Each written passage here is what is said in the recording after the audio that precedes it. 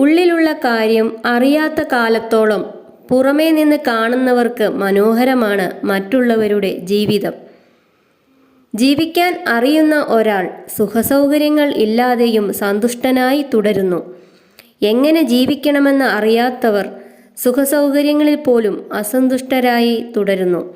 സന്തോഷം മനസ്സിൻ്റെ ഒരു വികാരമാണ്.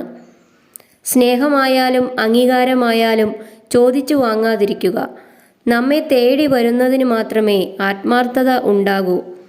അങ്ങനെ കിട്ടുന്നത് മാത്രമേ ഒരു ആത്മസംതൃപ്തി ഉണ്ടാകുകയുള്ളൂ.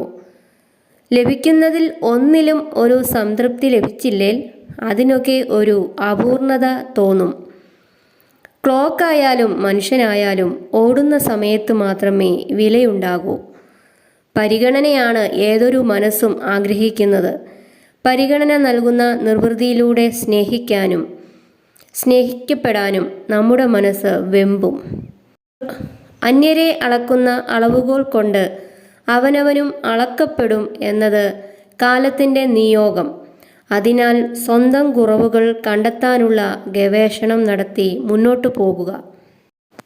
പിരിയാൻ നേരം അവൾ ചോദിച്ചു, എനിക്ക് ഒരു കവിത എഴുതി തരാമോ?